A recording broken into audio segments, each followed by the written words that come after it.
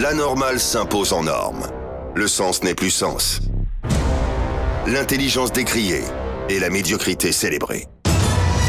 Brisons cette inversion des valeurs. Bienvenue chez les grandes gueules de Radio Espace Guinée, en ondes depuis plus de 7 ans en Guinée.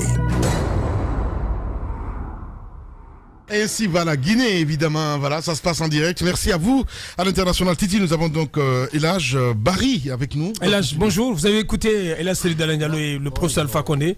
Qu'est-ce que vous en dites? Vous venez de suivre les deux. Oui, je viens de suivre effectivement les deux. Ouais. Les deux sont intervenus à des moments différents. Ouais. Et dans des circonstances différentes. Mais le discours du professeur Alpha Condé, je veux prendre celui-là parce que c'est le dernier, a été rassurant. Et je veux dire que ce discours est une suite logique de ce que le professeur a dit, de ce qu'il a fait quand il y a eu la casse de 1998. Il a été conséquent. J'ai ici la déclaration qu'il avait signée à l'époque. Oui. Et cette déclaration dit que l'opposition guinéenne attire l'attention de l'opinion nationale et internationale sur le caractère illégal irrégulier et illégal de ces opérations de démolition et d'interpellation des citoyens.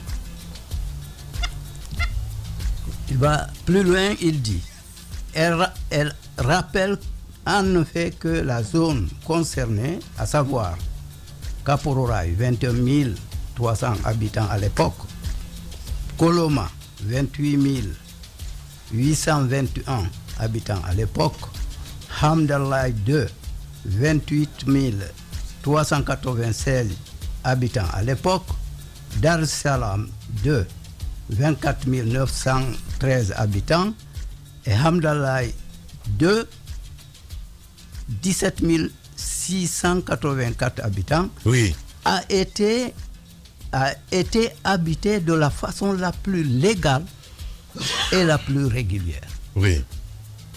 Donc, si le professeur Alpha Condé dit aujourd'hui ce que vous avez entendu là, il est encore conséquent.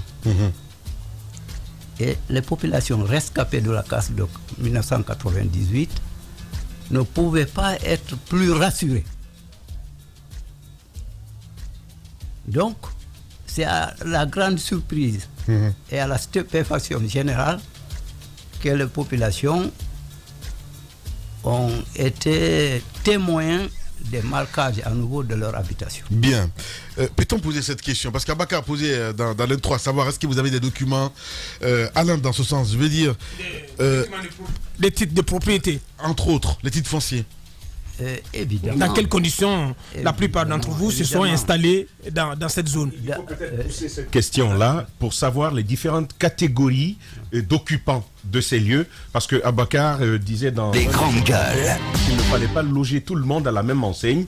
Il y aurait des gens qui ont régulièrement acquis des domaines, d'autres qui ne l'auraient pas été. Est-ce que vous qui portez la parole de tout ce groupe de entre guillemets victimes, est-ce que vous pouvez nous éclairer davantage sur ces occupants-là? Oui, bien sûr. Mais je voudrais tout d'abord attirer l'attention sur le fait que en Guinée, il y a un principe selon lequel la terre appartient au premier occupant. Et ici, on parle des gens qui sont installés régulièrement et les gens qui sont installés de façon irrégulière. Il faut bien informer l'opinion que le mot réserve foncière, ce terme-là a été utilisé en Guinée en 1989. C'est très important parce qu'on entend tout le monde dire que les gens sont installés dans un domaine de l'État. Oui. Un domaine réservé. Ce n'est pas le cas. les gens étaient installés comme tout Guinéen s'est installé quelque part sur le territoire. Bien. Alors, que comptez-vous faire, docteur? Malheureusement, on est pris par le temps. On a que 3 minutes. Donc, Ouais. bon, nous, on va utiliser la voie légale. Ouais. On va interpeller le professeur Alpha Condé qui est resté conséquent. Et pour que les droits des gens soient. J'ai l'impression qu'on ne vous écoute respectés. pas, en fait, du côté du département. Est-ce que vous avez rencontré le ministre? Non, Qu'est-ce qu'il vous a dit? Non, bon, nous, on a été d'abord surpris Ouais. des dernières opérations parce Ouais. que le ministre était passé sur le lieu il y a moins de 3 semaines. Ouais. Mais ceux-là qu'il a rencontrés, c'est les gens qui occupent de façon irrégulière les espaces qui étaient déjà vacants. Oui. Vous, personnellement, si on prend votre cas, dans quelles conditions vous êtes installé? Vous avez Moi, eu- j'ai acheté là-bas de façon régulière quand j'étais fonctionnaire. Ok. En 1998. Vous avez un titre de En propriété 1978. en bonne et due forme.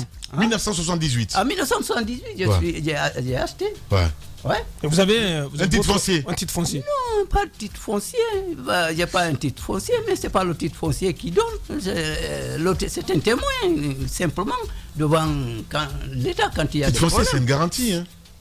Je vous ne le dis savez. pas non, je ne dis pas non. Bien. Mais après- Mais combien de après- Guinéens ont de titres fonciers? Mais après, est-ce que vous n'avez pas cherché à régulariser votre situation, la situation de votre à domaine? l'époque, au temps de la Révolution, la terre appartenait à l'État. Bien. C'est après qu'il y a eu le code foncier domanial qui stipule que l'homme et l'État, comme l'État, peuvent être propriétaires du sol du sous-sol guinéen. Docteur Bachir Barry, merci beaucoup d'être passé chez les grandes gueules. Merci bien. Bien. La normale s'impose en norme. Le sens n'est plus sens. L'intelligence décriée et la médiocrité célébrée. Brisons cette inversion des valeurs.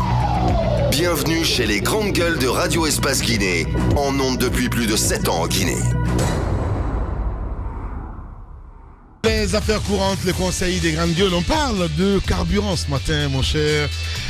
Mais la mine, si tu permets, Vas-y, y a pas de sur problème. cette histoire-là, il faut que l'on soit conséquent. Parce que vous dites conséquent, moi je dis non parce que il faut partir du discours et aller aux actes, que la philosophie et les principes qui sont ceux du discours du président qu'on a entendu puissent suivre plus loin la mise en œuvre de ces opérations de déguerpissement pour nous éviter ce qui est arrivé en 1998, parce que j'ai comme l'impression que en Guinée, on se fiche pas mal de notre mémoire.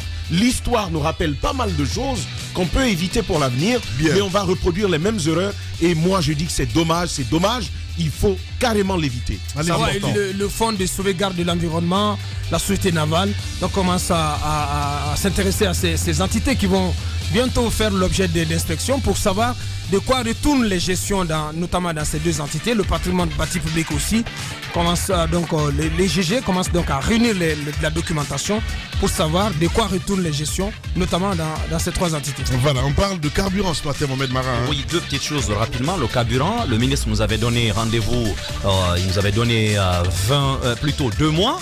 Vous vous souvenez, parce qu'il disait que le carburant qu'on était en train de consommer en fin novembre, début décembre, était déjà acheté 2 mois auparavant. Mais si la tendance baissière se confirmait, donc on pouvait procéder à des réajustements encore au cours de ce mois, soit en janvier, soit en février. Là. Donc on attend, parce que là, le gouvernement ne dit plus rien. Et puis, secteur pharmaceutique, on s'achemine vraisemblablement vers un mouvement de grève. Normalement, les pharmaciens devaient se retrouver le 2 à venir, mais les gens ont pensé que ça devait être samedi d'assainissement, donc ils ont reporté leur réunion finalement pour plutôt, c'était normalement le week-end passé, ils ont prévu le 2, maintenant ça va être le 9. Mais les pharmaciens, attention au risque de tout fermer pendant 3 jours en Guinée, tout simplement parce que le gouvernement ne veut pas mettre hors d'état de nuire des petits malins. Bien, allez-y, Mafoudia. Alors très rapidement sur le cas Kaporaï, j'ai écouté les deux discours. Le premier discours du chef de file de l'opposition. Donc justement, il faut y prêter attention. Il ne faut pas qu'on tienne compte des discours qui viennent à point nommé, des discours opportunistes. Justement, c'est ce recul-là que la population doit y avoir. Les défaillances qui émanent de l'administration, nous les connaissons. Il ne faudrait pas que, parce que de tels propos ont été tenus, il faut qu'on se souvienne. Il ne faudra pas qu'on soit assez amnésique. C'est le problème du Guinéen. On est amnésique, qu'on se souvienne de tout, et que justement, j'ai bien aimé la conclusion de notre invité qui dit qu'ils vont suivre les voies légales tant mieux. C'est vrai que c'est un combat qui va peut-être prendre du temps, mais c'est encore mieux que d'aller sur un terrain où on y va avec des gens qui ne méritent pas la confiance. Merci beaucoup, Mafoudia. Merci à vous tous à l'international. Merci à Faraban Magasuba, voilà, qui nous écrit: bonjour les grandes gueules. Votre émission d'aujourd'hui est beaucoup plus intéressante. Vous faites des très bonnes analyses sur la situation sociopolitique du pays. Merci, mon très cher. Voilà, c'est Faraban Magasuba du côté de la RTG. Bien, il y a aussi ce auditeur. Non, c'est l'autre animateur de l'émission, carrément. C'est Lai Junior Condé qui défend, bizarrement, notre ami fidèle. C'est décevant pour votre culture générale. La plupart des élus en France résident à Paris. Ils sont toujours en TGV entre leur localité et Paris. Vous êtes des totaux politiques, aux grandes gueules. Que nous, on n'a pas de TGV ici, justement. Malheureusement. La Junior. Mais ouais, c'est des pics, c'est de bonnes guerres. Voilà. Occupe-toi de l'ONT. Et d'ailleurs, on va s'intéresser d'ailleurs à ce secteur aussi, mon cher Tamba. Ça serait intéressant de savoir un petit peu. Du côté de Benti, par exemple, il y a beaucoup de non-dits du côté de l'ONT, notamment. Allez,